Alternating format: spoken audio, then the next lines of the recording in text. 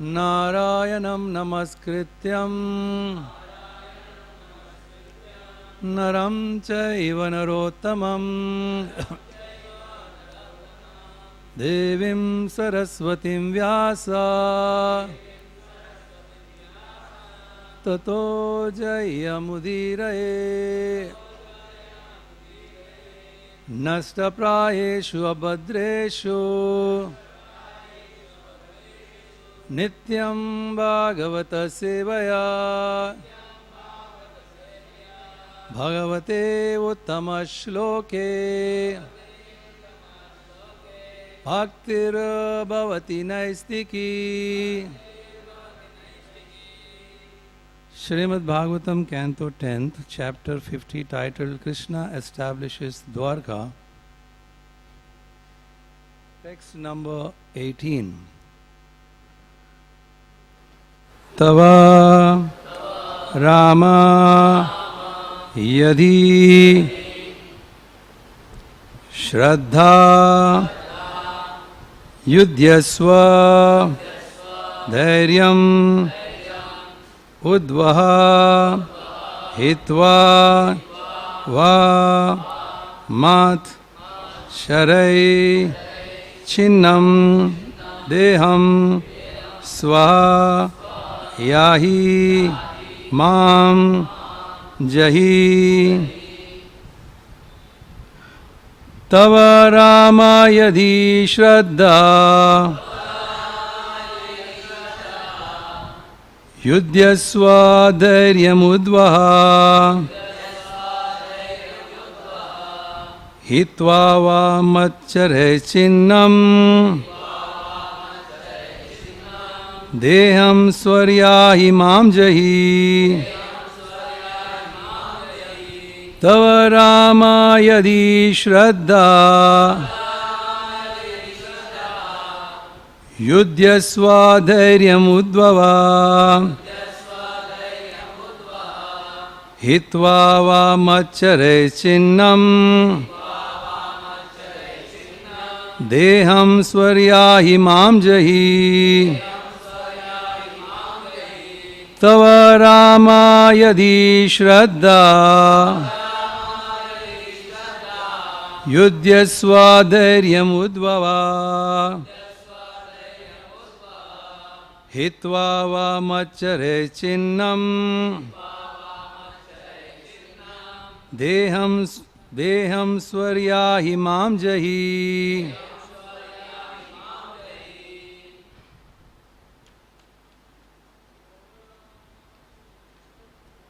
Tava Nam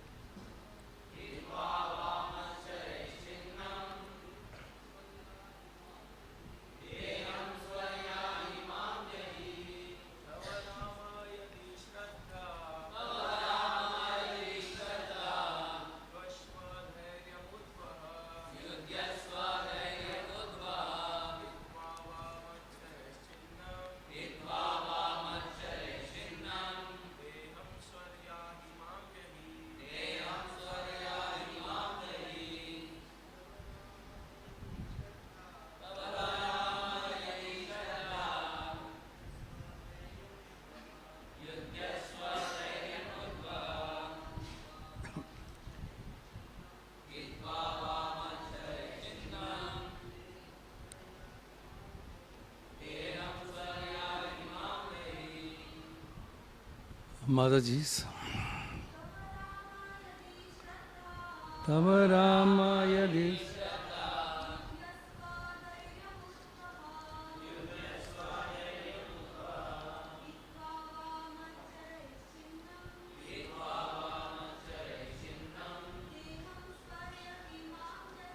Deham Swaryahi Mam Jahi. Tava, your Rama, O Balarama, Yadi, if, Shraddha, confidence, Yudhyasva, fight, Dhairyam, courage, Udvaha, take up. Hitva, leaving aside. Va, either. Mat, my. Sharai, by the arrows. Chinnam, cut to pieces. Deham, your body. Swa, to heaven. Yahi, go. Mam, or else. Me. Jahi, kill. Translation and purport by disciples of His Divine Grace A.C. Bhaktivedanta Swami Srila Prabhupada. You, Rama, should gather your courage and fight with me. If you think you can do it, you may either give up your body when it is cut to pieces by my arrows and thus attain to heaven, or else kill me. According to Acharya Sridhara Swami, Jarasandha suspected that Lord Balarama's body was indestructible, and thus he offered what might be a more practical alternative, that Balarama kill Jarasandha. Om Ajnanatimirandasya Jnananjanashalakaya Chakshurun Militam Yena Tasmai Shri Guruve Namaha. Shri Chaitanya Manobhishtam Stapitam Yena Bhutale Swayam Rupa Kadamayam Dadati Swapadantikam. Vandeham Shri Guru Shri Yuta Padakamalam Shri Guru Vaishnavam Cha Shri Rupam Sagrajatam Sahagana Raghunatam Vitam Tam Sajivam Sadvaitam Savadutam Parijana Saitam Krishna Chaitanya Devam Shri Radha Krishna Padam Sahagana Lalita Shri Vishakhanvitam Sya Namahom Vishnu Padaya Krishna Prasthaya Bhutale Srimate Bhaktivedanta Swamine Iti Namine Namaste Saraswati Deve Gauravani Pracharine Nirvishesha Shunyavadi Pasyatya Deshatarine Vancha Kalpatarubhyasya Kripa Sindhuya Evacha Patitanam Pavanebhyo Vaishnavebhyo Namo Namaha. Namo Mahavadanyaya Krishna Prema Pradayate Krishnaya Krishna Chaitanya Namine Gauratise Namaha. He Krishna Karuna Sindhu Dinabandhu Jagatpate Gopesha Gopika Kanta Radha Kanta Namostute Tapta Kanchana Gaurangi Radhe Vrindavaneshwari Rishabhanu Sute Devi Pranamami Hari Priye. Shri Krishna Chaitanya Prabhu Nityananda Shri Advaita Gadadhar Shri Vasadi Gaura Bhakta Vrinda.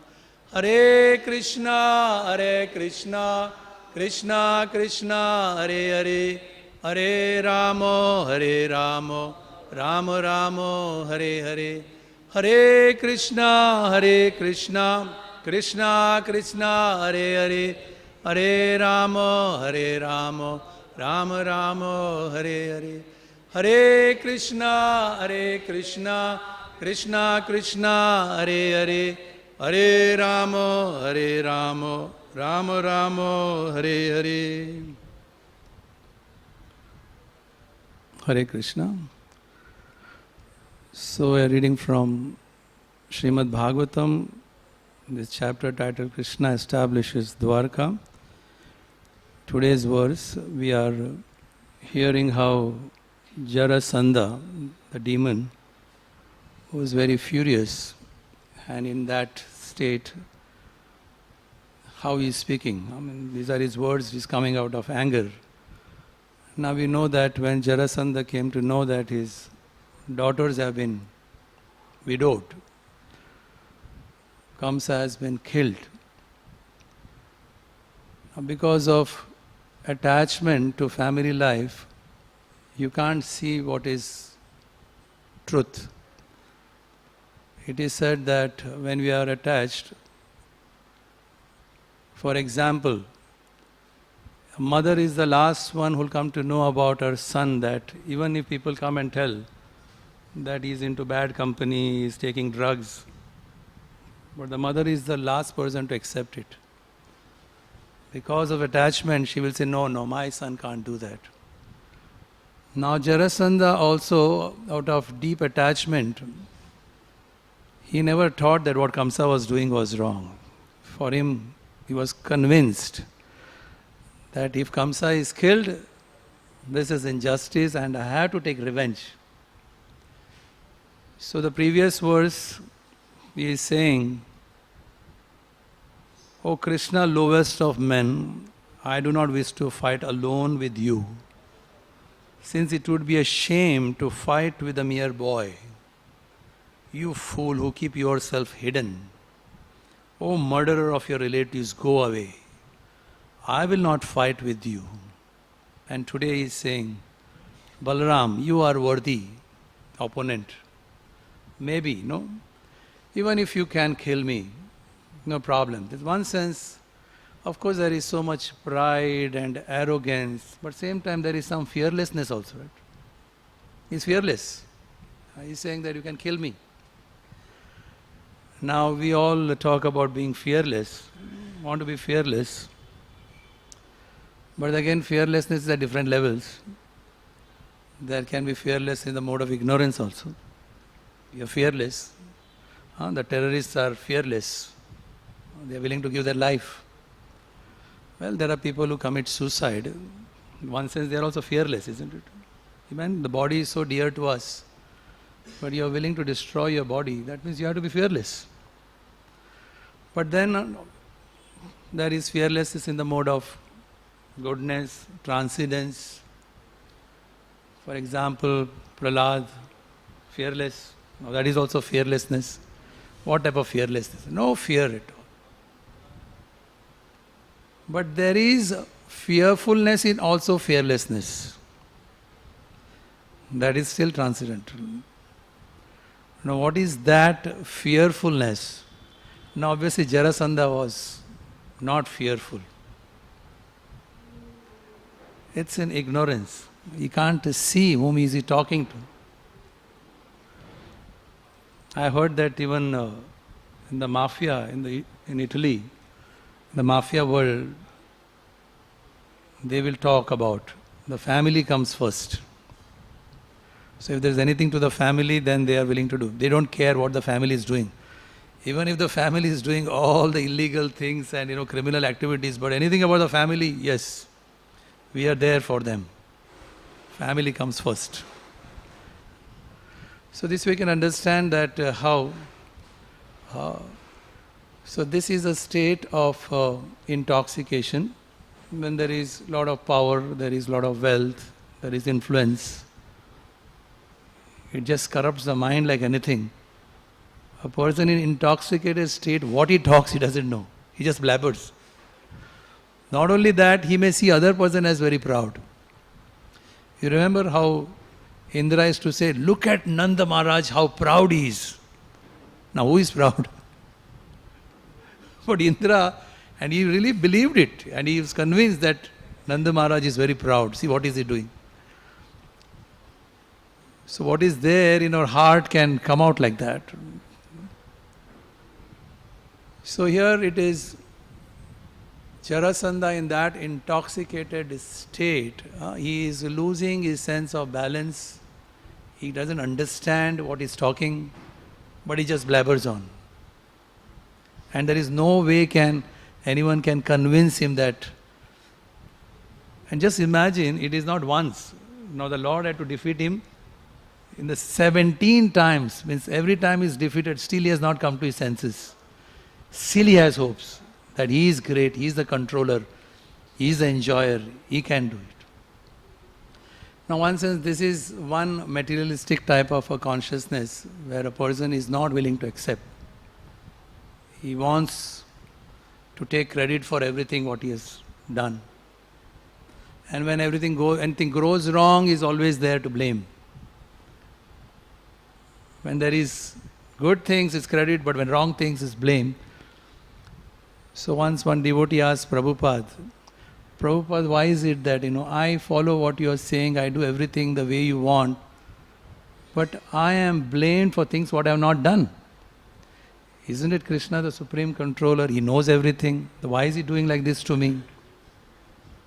So Prabhupada said, in your past life, you have taken a lot of credit for things what you have not done. So in this life, you have been blamed for things what you have not done. So it's both ways. So there is very one interesting prayer, how a devotee consciousness in this state. I will not read the words, I will just read the translation. This is one of the prayers of Brahma. Now how is Brahma praying? Now Brahma is also humiliated. Now in that state, well, you could also think about, how to take revenge, avenge. How can this happen to me? Now here is Brahma. But don't think that these type of demoniac things comes only in people who are demoniac. Demoniac influences are there in also pious people, maybe very pious. But according to Vedic scriptures, the one who is doing anything, even a pious thing, if he is doing for himself, according to Shastra, he is also demon. Like sometimes we meet people from very cultured family, very pious, orthodox. They hear about Prabhupada. Then they say, yes, Prabhupada did. Those hippies, they are all sinful people. Yes, he did that. Very nice. They are sinful. But the truth is, you are also sinful. You are not understanding that just being pious doesn't mean that, you are not sinful. Of course, it's a higher level of understanding. Otherwise, yes, pious means no. You can be still sinful because you are doing it for your own ego, for your own enjoyment, for your own appreciation. To that degree, you are also a demon. But here it is very nice that how Brahma, how will he pray?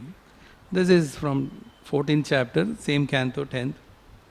So Brahma is saying, therefore, O infallible Lord, kindly excuse my offenses.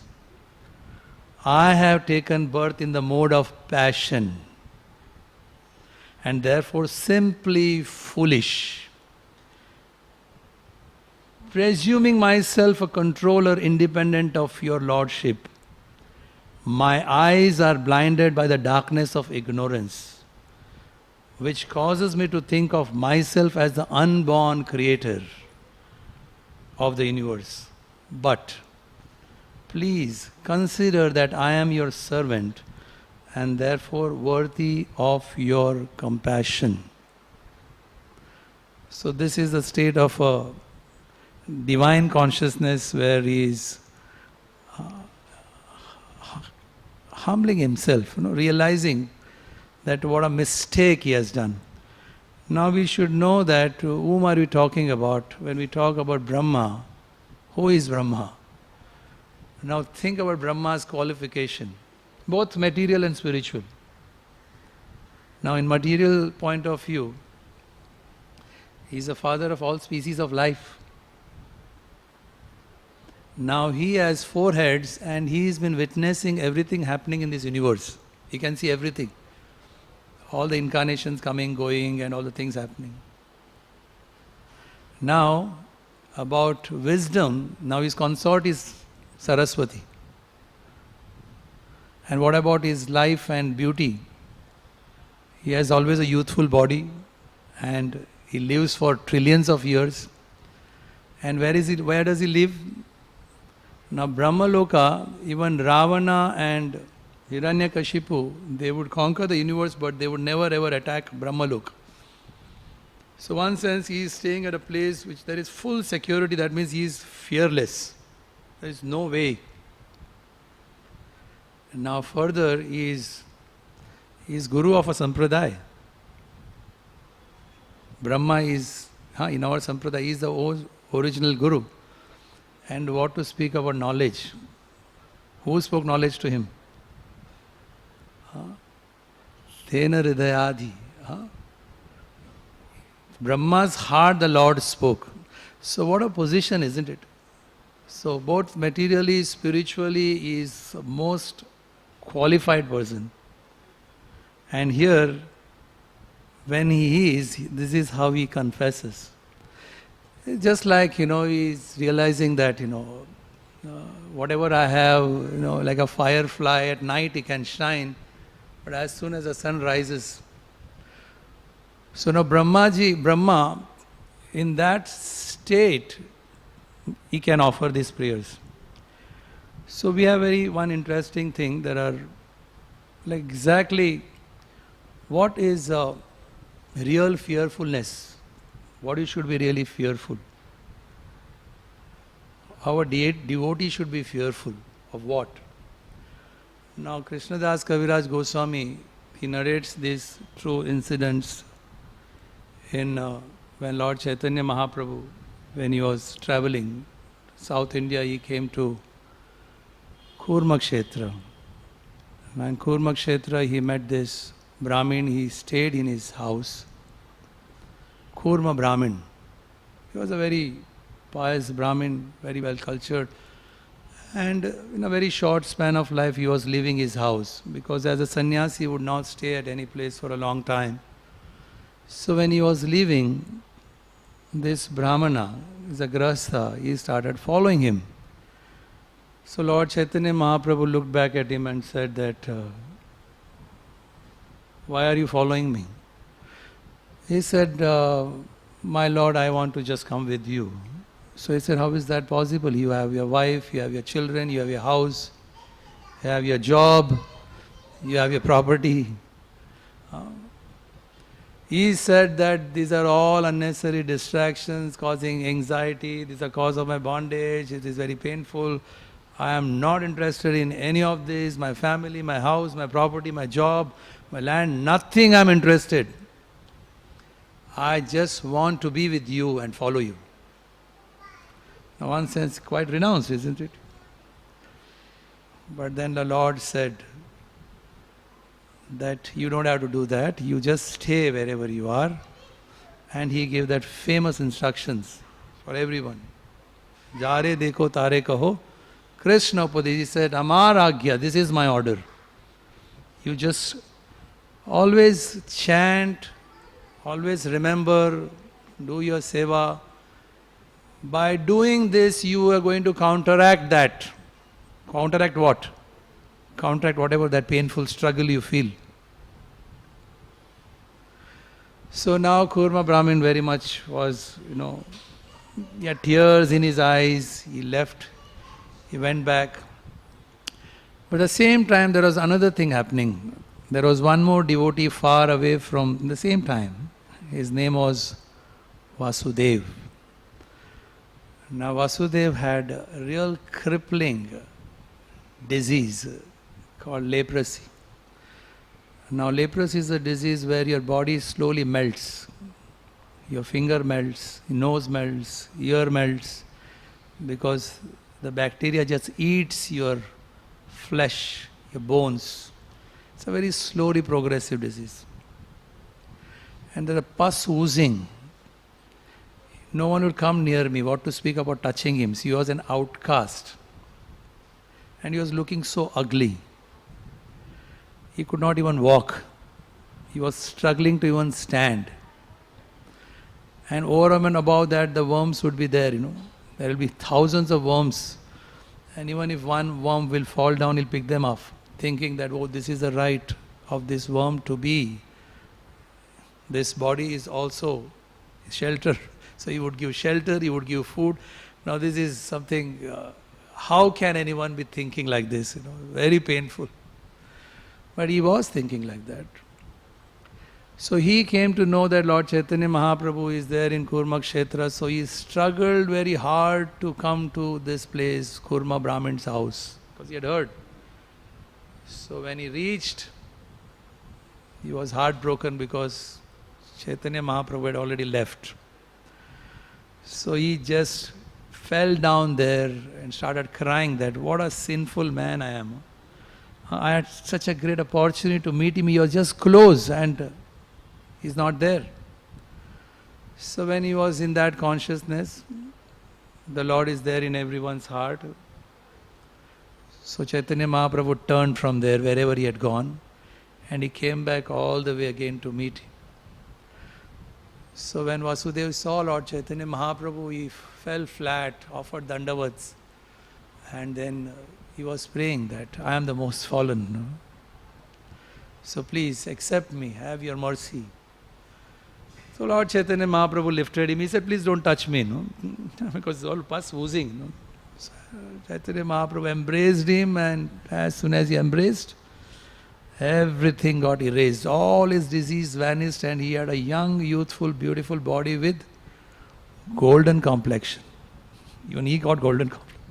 I mean, really bright complexion he had. Now he at that state again had tears. Now what was that tear? He also started crying. Now he started crying not out of naturally, it should be cry out of happiness, no? No, he didn't cry out of happiness. He started crying out of fear. Now he developed fear. What was his fear? My Lord, now I have become so famous. Everyone will come to know that you have done a miracle on my body. And I got this complexion. Now, how is it possible that I will not be proud? It is very natural I'll be proud. So now this pride creeping inside, he was fearful. So he had tears, he was begging. So Chaitanya Mahaprabhu again gave him the same instruction. He said, you don't worry. Jare dekhe tare kaho, Krishna upadesh. So you chant, you speak about Krishna, you serve. If you do that, even if you are in this state, it is that, right? It's a very opulent state, right? What type of material qualification it is, you think about it. You will not allow any pride to creep inside. This is what Chaitanya Mahaprabhu's blessing. So we understand that how these are, as Maharani Kunti speaks about, that how these qualifications are, one sense, such a big, what you call, it is very natural to be very proud. You identify yourself with these assets. Now she is praying, saying that, high birth, education, wealth, beauty. Now if you see all over the world, people are actually striving for these things. Forget about high birth, at least about wealth, education and beauty. You will be very surprised to talk about beauty. Just I happen to be attending one conference, you can say. You may ask, why are you, what is that to do with you? This is a conference where they were discussing for 2.5 days only on nail. Now, according to Shastra, nail is muchi, no? It is, if you touch, when you do your deity worship, you should not touch the deities, because nail is not something nice. Same thing is the hair. When you cut the nail, it is very inauspicious. You have to throw it. You cut the hair. Now then, why is it so much discussion on nail? Because the nail is a sign of beauty. If your hands don't look very nice, it's a big obstacle for your growth. Especially if you are on the front desk, your hands are not looking nice. So the whole discussion was on how to make the nails more beautiful and what are the diseases and how should it be treated. Such a tight, small compartment, here, and so much discussion. So this is material knowledge again. And those who are presenting these cases, they are so passionate about it. If you are not at their level, they don't respect you at all. You don't exist for them. You talk. Prabhupada very interestingly says, there is so much research going on a blade of grass. They are finding and they are getting fascinated. New and new things. Today we found this about the grass, the molecules, the atoms, and these are the changes happening. And they get fascinated. So Prabhupada says, whether you find or you don't find, the grass continues to grow. Does it make any difference? So this is material knowledge, and material knowledge struggling so hard. Universities, reading, books. But it is because you get a lot of prestige, a lot of fame. So we'll strive for it. Same thing is about the beauty and what to speak about wealth. And obviously high birth means, okay, you become very special. No, I am from this birth. Everyone should respect me. Now she says that in this state when all these qualifications are there, very difficult to call out. So she uses that word akinchana gochara. Now that doesn't mean that you have to be physically in a poverty-stricken state. So now that is an example of Lord Brahma. Brahma, was he in a poverty state? He was, but what he was expressing his prayers was, akinchana gocharam. Just imagine how a Krishna conscious or divine consciousness, how a person. Now here in these prayers, Brahma is, just see the way he is speaking. Now he is saying, I was born in passion. No, actually he was born from the Nabhi, right? He is born from Maha. Imagine, he is born from Vishnu's. What a great birth it is. But he is saying, I was born in passion. That is why, please forgive me, I committed this offense. And he has 8 eyes. And he is saying, my eyes are all blinded by ignorance. And what to speak about? Knowledge, isn't it? Now he's the most knowledge. And he's saying, I am foolish. So all the good things what he has, but he sees it as something which is very bad for him. Not to be passionate, to be educated, and beauty. But he's saying this is it. So this is the difference, how he is praying. So there are many, we talk about demons. There is one lecture I was hearing, His Holiness Radhanath Maharaj is speaking on this. And this is the time when there was a war going on between US and Iraq. And so much was spoken of. Of course, it's still going on now.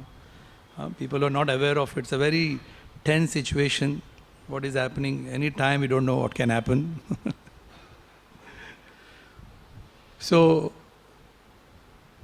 we become very fearful about the bombs.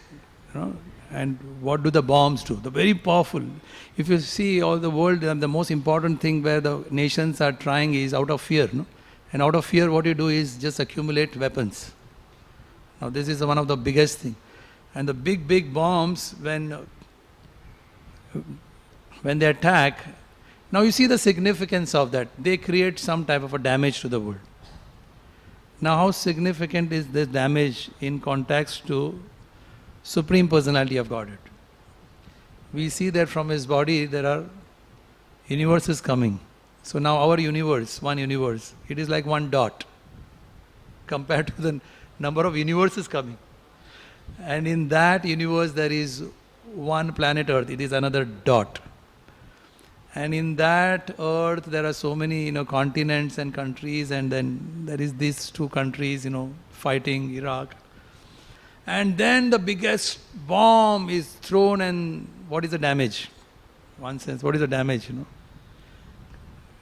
In contrast to Supreme Personality of Godhead, what is the damage? Does it damage the planet? There's some pits somewhere here, pits here, and that too very superficial. It doesn't do anything to the Earth planet. The planet is like that, but it creates pits. So in that sense, what is the significance? Of course, that doesn't mean that devotees don't become fearful when there is war. Everyone gets affected. But then, what is Harinam? Now he is saying that of all the bombs, there is one very biggest bomb. That is called Krishna Nam bomb. Now how is that the biggest bomb? If anyone chants, now see, this is in context to material creation. If anyone chants purely, even once, this bomb can destroy the whole material creation. How is that possible? It doesn't happen like that, right? Because false ego is the foundation of material creation. So imagine what must be the power of false ego. Now we don't have to discuss about what is our false ego, how we identify ourselves, what degree it is we are attached to say that, it is mine, I, fame and recognition. And so it is a foundation. But when this Harinam is chanted purely, it just removes all the misconceptions of life. So it is as good as all material conception destroyed. Now this is the power of Harinam. Nam Akari Bauda Nija Sarva Shaktis. Because the Lord has invested all His energy into this holy name. But if it is chanted, then all these misconceptions can just evaporate like anything. So which is more powerful? This bomb or the bombs which can cause a fear in materialistic consciousness? Is a very fearful condition when there is a war. So this is the power of Krishna bomb. So he makes it very humorous. I'm just speaking because I think the holy name, Holy Name Week is going on still. Yeah, so I'm right in speaking. So we'll just extend it a little further for a few minutes about the power of holy name. So he makes it humorous by saying that like in any war, there is both an air warfare and a ground warfare. So the air warfare is you throw bombs, and this is Krishnanam bombs. But there is another ground warfare. It is mass distribution of prasad. When prasad is distributed, so both in any war, both are needed. Prasad is distributed and also Harinam is given. And this is the most powerful bomb which can bring transformation. So connected to war, I remember once Gauranga Prabhu was saying very nice thing about Chaitanya Mahaprabhu, how he introduced this Sankirtan. This Sankirtan where everyone comes together. Of course, one is our japa we are doing alone. But then we are coming together and with the same spirit, with the same purpose, that united spirit, what an effect it can create all over the world. That is the power of Harinam. But then he brought out one very nice analogy for us to understand. Of course, Jarasandha was looking out for enemies outside. No? He was looking out where is his enemy, outside. Who is his enemy? Who is his enemy? He is my enemy. But the truth is, enemies are within. Is there any doubt about where is the enemy? Is within. So Gauranga Prabhu was saying that, these enemies are very strong. They are not going to get, whether it is lust or it is anger or greed or envy or pride and obviously illusion. It is so deep that even when we do sometimes, of course our japa is, our japa is japa. I know how we japa, how we do japa, holy name. I know it's a very powerful, but then our mind, when we sit for japa, we know that how much really we value.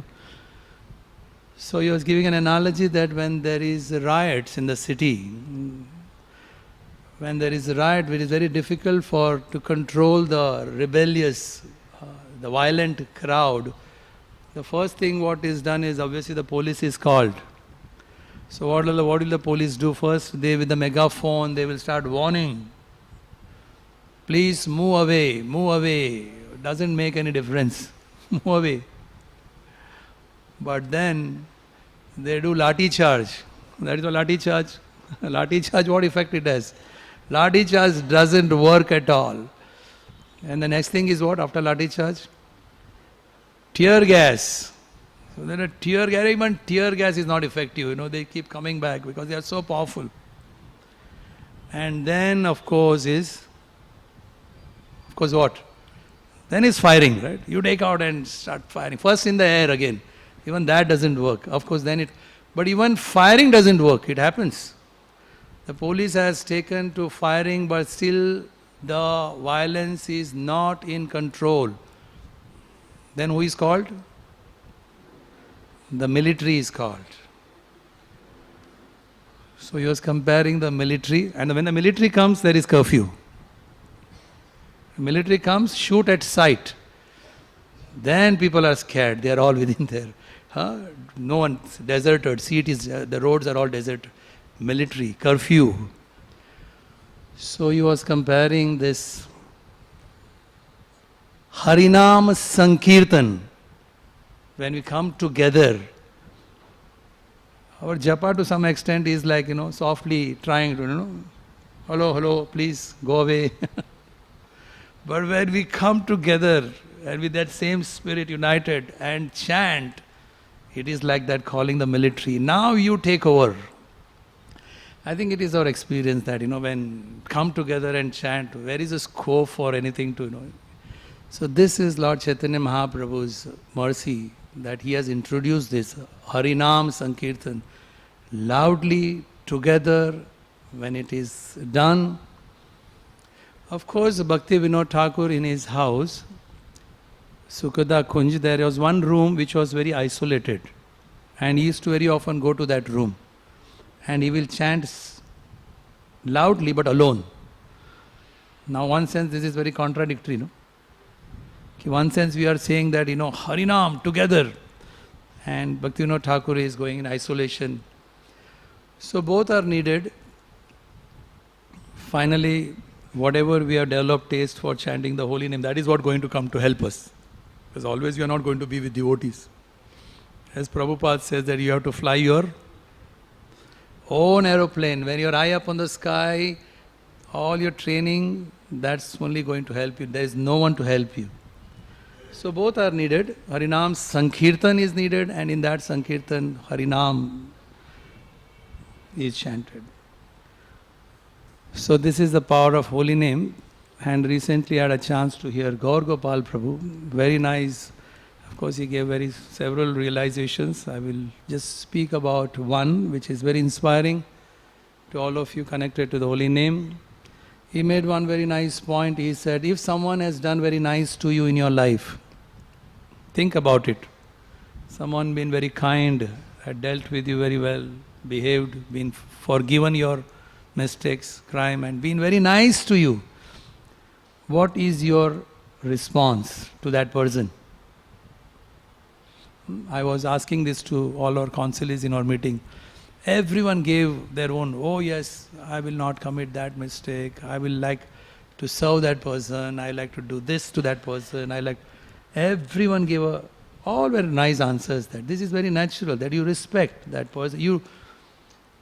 So he was saying that it is very natural to talk about that person because he has done nice to you. It is very easy to talk about that person. You remember that person, whenever the remembrance comes, you talk about it. Now how is it connected to the holy name? When we hear the merciful nature of the Lord, that how he deals with his devotees, like we have several personalities, how he is dealing, and this comes from Srimad Bhagavatam. When we hear that how is he dealing, so that merciful nature of the Lord we can remember. And when that remember, it is very easy to speak about him. Now when you're chanting His holy name, is Him. So that is also needed, and this is also needed. So when we are hearing, that is regularly hearing Srimad Bhagavatam and understanding the Lord's qualities, His power, His merciful nature, this is Sambandha Gyan. And then you are chanting. You're chanting, you're re-establishing by this process of Harinam. So this way the Harinam becomes easy. So it is important that it is not just chanting, but also hearing about the Lord's Leelas, how He deals with devotees, how merciful He is. It is very natural to chant. Just chanting, chanting, chanting, it may not be very easy to continue. So both are needed. So on this occasion, we are all very grateful to Srila Prabhupada for giving us Srimad Bhagavatam in this form. We are getting a chance to read under the guidance of devotees, to understand what is merciful nature and what is our relationship, and the Harinam. So by chanting this, how we can make this life perfect. So Jarasandha here, he is very intoxicated, and in that intoxicated state, what he speaks doesn't make any sense because he has lost his sense of balance. So in that sense, we all have this propensity, how it is difficult to surrender, how to give up all our false prestige, misconceptions. So by Prabhupada's mercy, he has made it easy for us. So the opportunity is there to use the holy name in proper consciousness and purify and experience the consciousness also the way Brahma prayed, the way Vasudeva, that devotee, how was he fearful that. So this is the consciousness which really attracts Lord Krishna. And this is what is pure devotional service. This is for our understanding. So we have some time. Is anyone wants to give any comment? Yes, Prabhu, any questions we can take? There are a few minutes, or we'll stop here. Grantaraj Srimad Bhagavatam ki jai. Srila Prabhupada ki jai. Prabhu, Acharya Ratna Prabhu, thank you very much.